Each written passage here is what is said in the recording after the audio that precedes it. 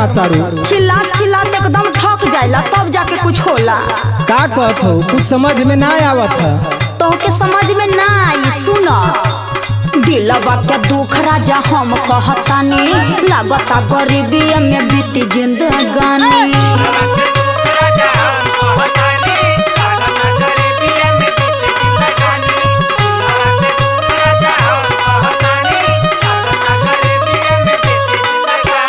दिलवा के दुख राजा हम कहतानी, लागता गरीबी में बीती जिंदगानी।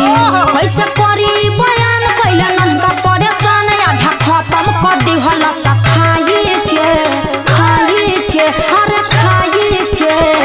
भइल सामान खत्म लागत तू घरबा, कबले निकलब दवाई के।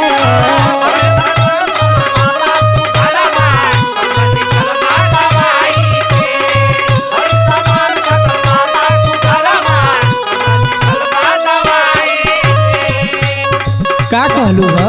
नया सामान लियावे के? हाँ नया सामान कहत है। तो के बड़ा दिक्कत होखे लागी। ना होइली आब। अच्छा तो सुना सुनाब। जाने जैसन जानी जान ऐसे न बोला, अपना जिंदगी में जहर मत घोला।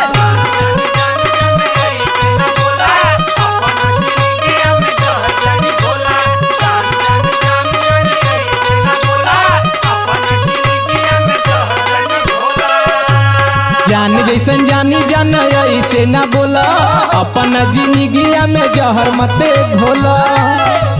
लेके आई नया माल बिगड़ी तोहर हाल चाल, तू लगबू चिल्लाए बाबू माई माई माई।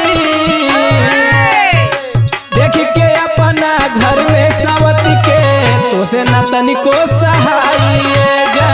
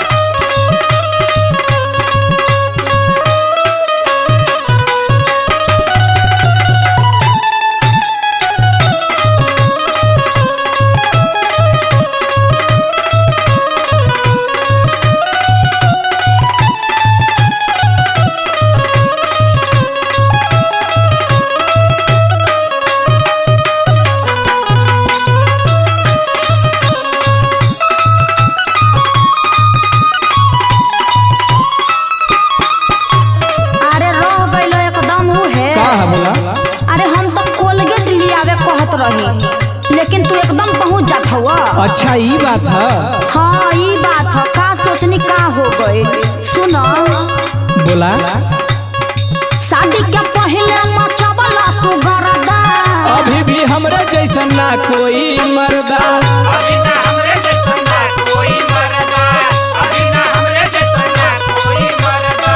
कहता रहला रखब रानी बना के, श्रद्धा पुराई कहतानी क्रिया खाके। श्रद्धा पुराई कहतानी क्रिया खाके, श्रद्धा पुराई कहतानी क्रिया खाके। बीती गइला धाव मन जियल जिंदगी बा दू भर फुटल किस्मत हमारा तो है पाए के पाए के पाए के। भइल सामान खत्म लागत तू घरबा, कबले निकलबा दवाई के।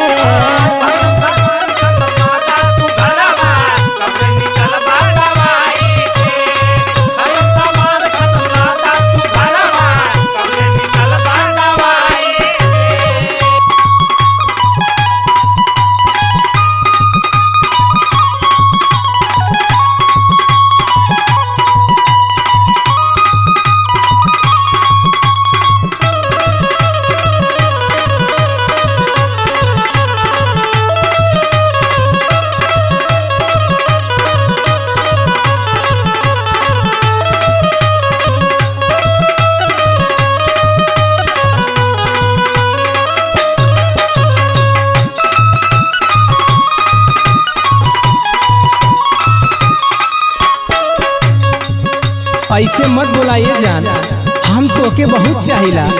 खाली चाह ही से ना कुछ होला। आपन मेहरारू हो के ऐसे बोलबू तो कैसे चली। सुना हमार बात, सुनावो। हमरा गरीबी के मजाक न उड़ावा। जाके बाजारे से सामान लेके आवा। जाके बाजार से सामान लेके आवा, जाके बाजार से सामान लेके आवा। कितनो लियाई तोके पूर्ति कबो ना हो। अरे लियाइबो तब न पूर्ति होई।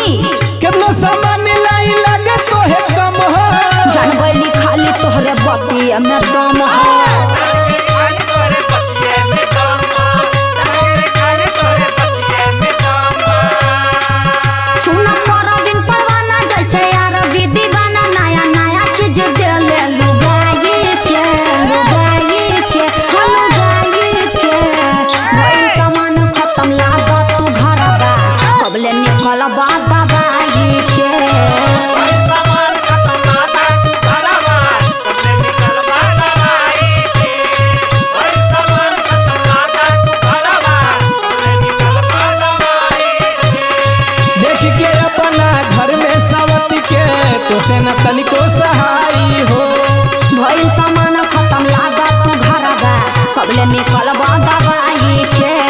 देख के अपना घर में सवत के तो से न तनिको सहाई हो। भइल सामान खत्म लागत तू घरबा कबले निकल